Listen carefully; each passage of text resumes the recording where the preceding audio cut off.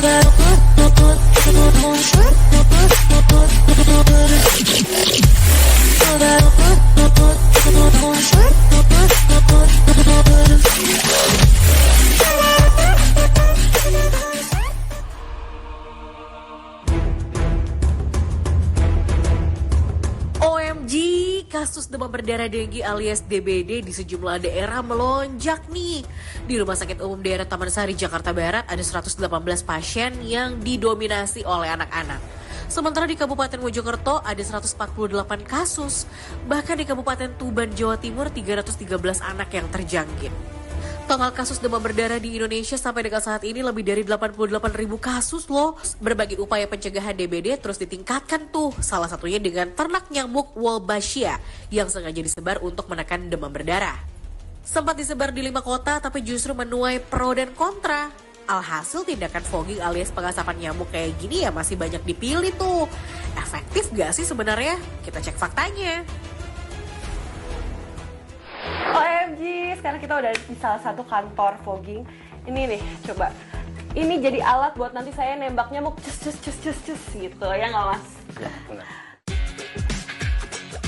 Untuk peralatannya cukup lengkap nih. Mulai dari alat berukuran kecil, sedang, sampai dengan besar. Mesin dan campuran zat kimia yang digunakan di dalam dan di luar ruangan tuh juga berbeda ya. Racun insektisida jadi senjata utamanya. Kalau di luar ruangan, campuran insektisida ini juga solar dinilai lebih efektif. Dengan kandungan zat kimia yang lebih keras. Ini bukannya gas yang buat masak kalau camping? Iya, benar. Bisa juga itu. Nah mungkin buat ibu-ibu di rumah pasti familiar dengan bahan ini. Apalagi kalau yang pada suka camping, ternyata ini juga bisa buat fogging ya? Iya, benar. Oh gitu, oke. Yuk kita jalan. Nah, kalau alatnya udah siap, kita langsung berangkat. OMG, emang kalau bagasi mobil khusus fogging nggak sembarangan ya. Di sini udah semua ada alatnya, udah bahan apa sih isinya udah. Dan ini juga ada yang buat kecoa sama tikus karena mereka itu terbuka panggilan selama 24 jam. Wabah demam berdarah tuh emang bikin resah banget deh. Namun di sisi lainnya sih penyedia jasa pembasmi nyamuk ya auto banjir orderan. Dalam satu hari aja itu bisa mengantongi omset sekitar 26 juta rupiah loh. Wadidaw. Tarif yang dikenakan mulai dari 500.000 sampai dengan 4 juta rupiah. Iya. Berarti ini tuh paling jauh ke Jakarta Timur ya? Paling jauh kita pernah juga ke Banten. Akhirnya waktunya kita bertugas. Setelah melewati perjalanan, akhirnya sampai juga nih di lokasi tujuan. Langsung aja deh, kita turun dan membasmi nyamuk yang membandel.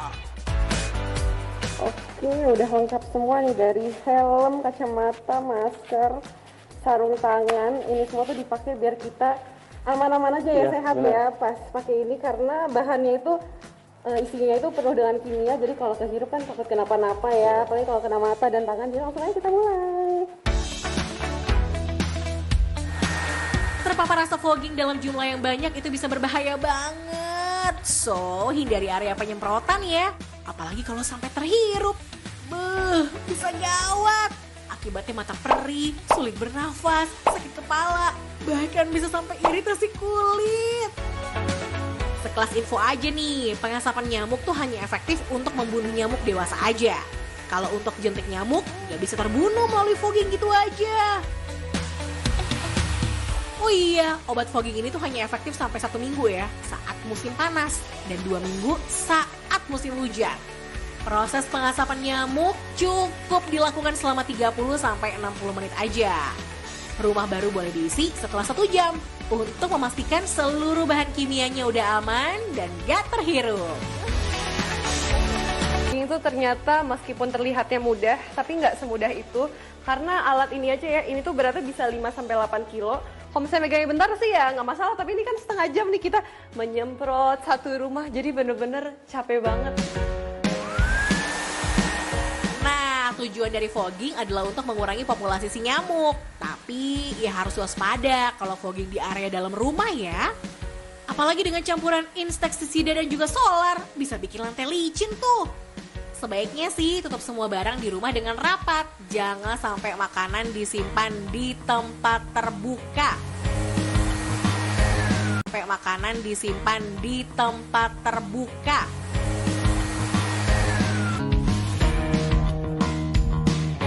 Ya sebenarnya fogging ini kan bahannya isinya kan insektisida yang dicampur sama air, kemudian diubah dari mesin itu menjadi uap atau asap sehingga diharapkan bisa membunuh nyamuk. Tapi yang bisa dibunuh ini sebenarnya yang efektif itu untuk nyamuk yang dewasa. Ya, jadi kalau untuk jentik-jentik, untuk larva ini sebenarnya kurang efektif ya. Fogging bukan satu-satunya cara untuk memutus rantai penularan DBD. Ada juga nih cara lain dengan bahan yang alami. Nyemprot ininya?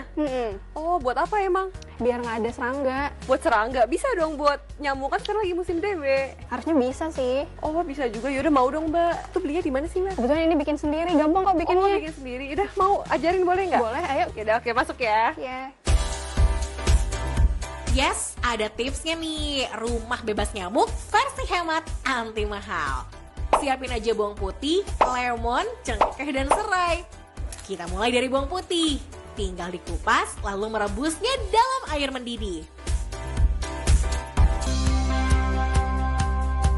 Nah, kalau udah kayak gini, tinggal disemprotin aja pada setiap ruangan.